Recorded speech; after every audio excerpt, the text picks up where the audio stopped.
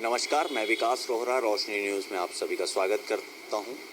और जैसा कि अभी आप व्हाट्सएप पे, सोशल प्लेटफॉर्म पे लगातार देख रहे होंगे कि सेंटर पंचायत के खिलाफ काफ़ी लोगों का आक्रोश है।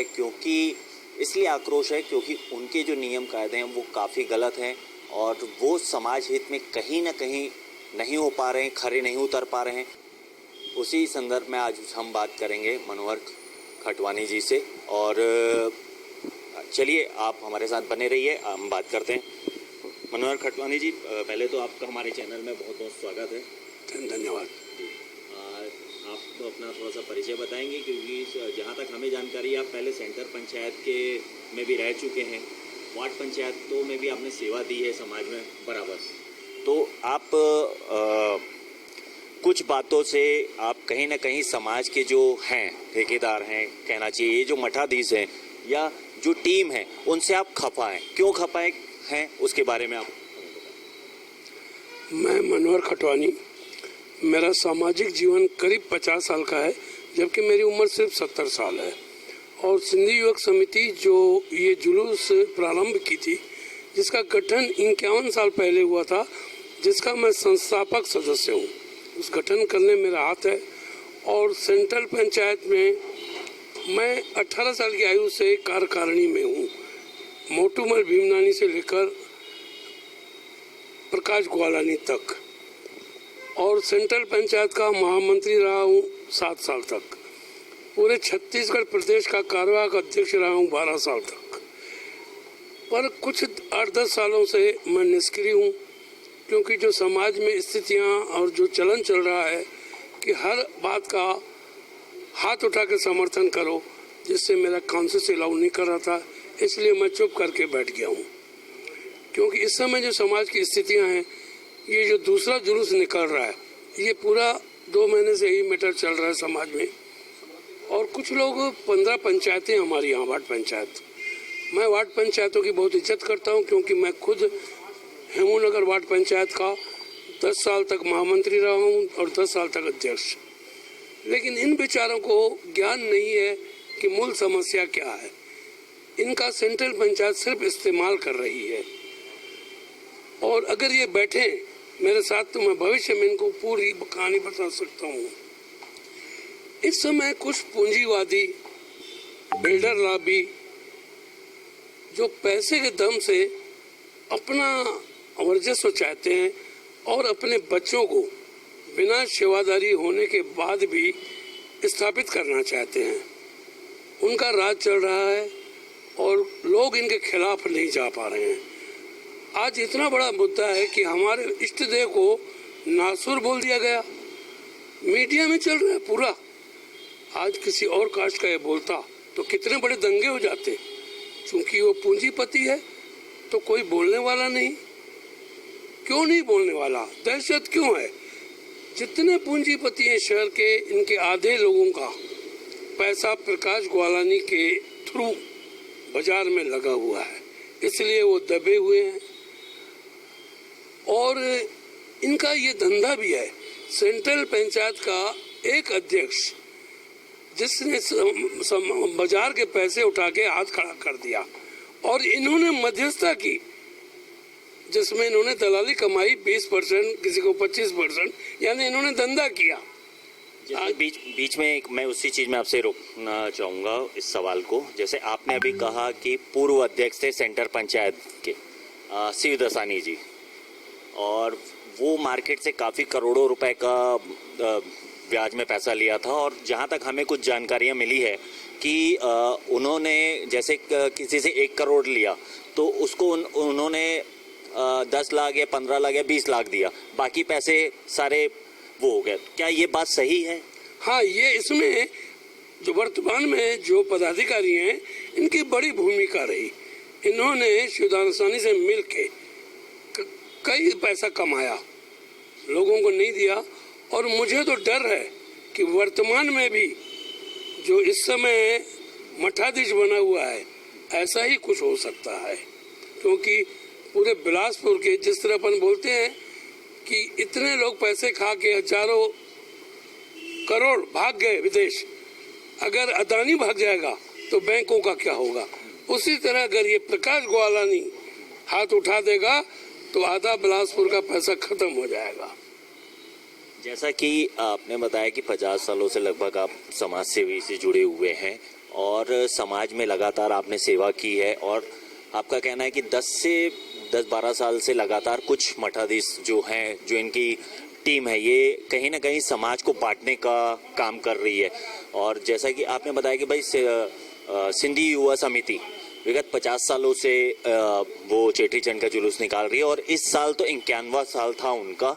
और कहना चाहिए कि अगर ये जुलूस को समाज को बांटने का काम कर रहे हैं, और इससे पहले एक और शब्द है कि नासूर शब्द, जैसे आपने कहा कि किसी कोई और भी कहता तो अभी तक उसके ऊपर FIR दर्ज हो जाती, तो कहीं ना कहीं ये पूंजीपति पैसे वाले हैं, इसलिए इनके ऊपर FIR दर्ज नहीं हो पा रही है।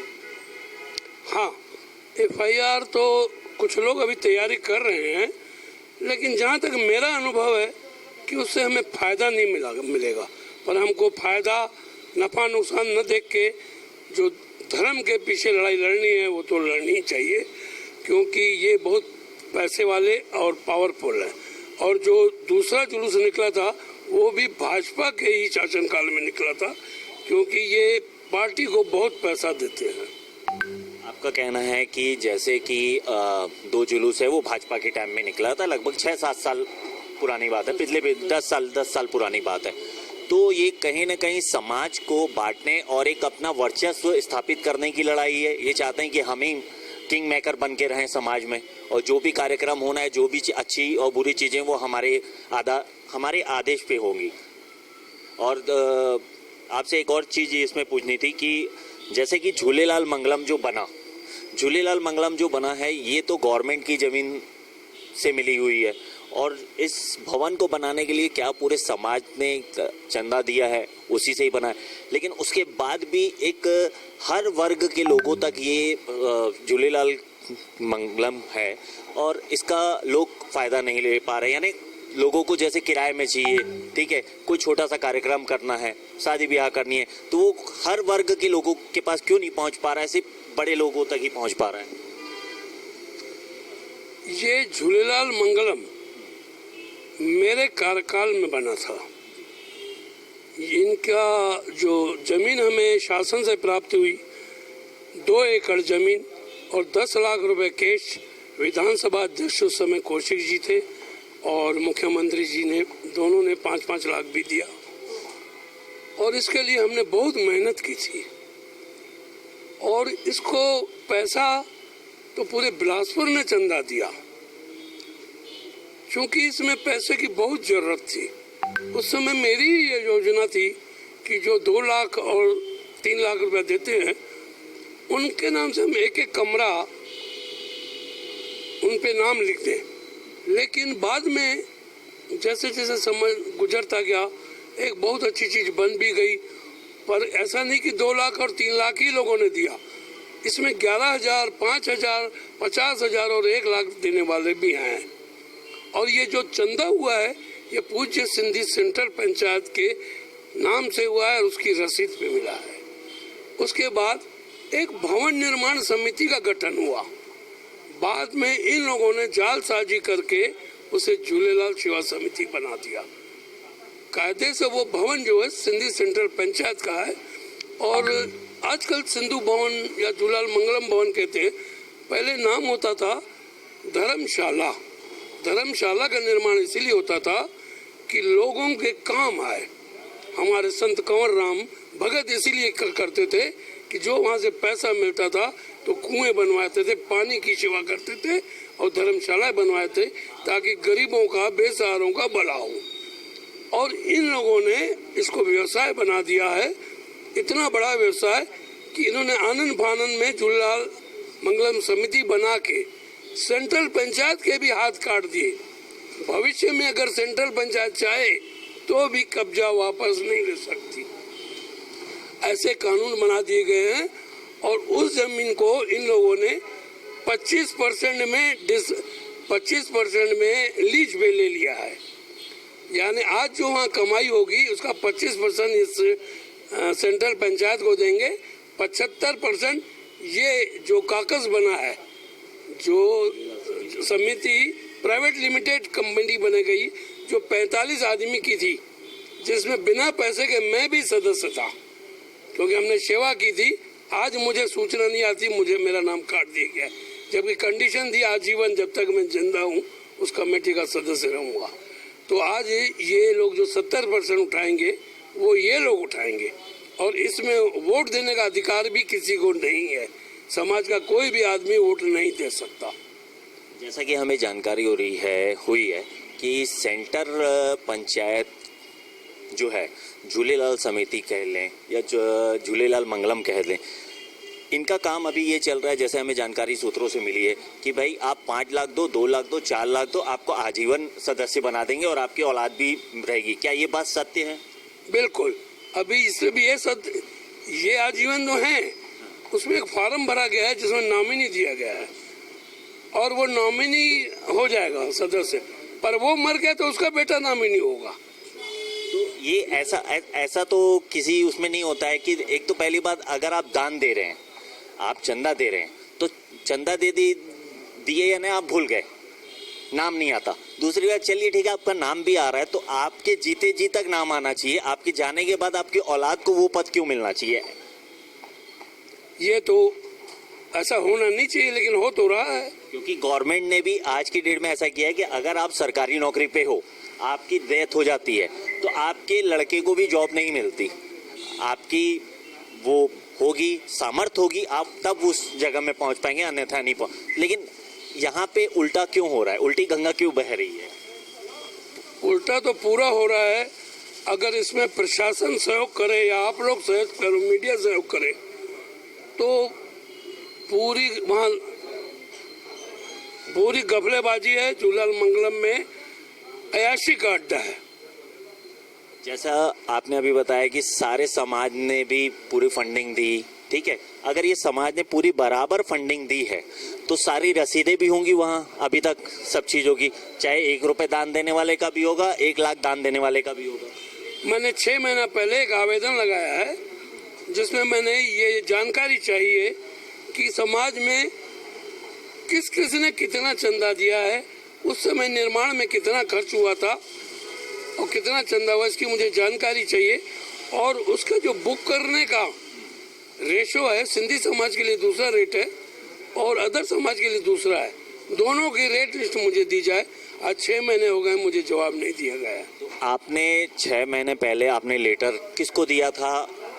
इन सवालों के मैं आपसे फिर से पूछना चाहूँगा कि जो सेंटर पंचायत झूलेलाल मंगलम है, ठीक है, जिसको आपने 6 महीने पहले आपने एक लेटर दिया था जिसमें आपने पूरे समाज की डिटेल मांगी है कि जब से भवन बना है अब तक में कितने चंदा किसने दिया है और कहाँ क्या खर्चा हुआ है, उसकी सारी चीज़ें आपने मांगी है। जी हाँ, मैंने मांगी है, लेकिन मेरे को जवाब नहीं मिला है। और ये विनोद खत्री जी संरक्षक थे और उस समय हमारे चुनाव अधिकारी भी थे।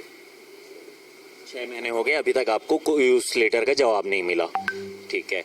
दूसरा चीज, अभी आपने एक आरोप और इनके ऊपर लगाया कि काफी गलत चीजें भी वहाँ पे होती है। किस टाइप की गलत चीजें वहाँ पे पाई जा चुकी है? देखिए, मैंने अभी बोला कि वहाँ बुकिंग की 2 कैटेगरी है, एक सिंधी समाज के लिए, दूसरों के लिए। तो ऐसा भी होता है कि सिंधी समाज के नाम से बुक होती है, क्योंकि रोज कोई देखने जाता नहीं है, शादी किसी अदर की होती है, मगर चूंकि कब्जा इन्हीं का है वो बात दबा दी जाती है।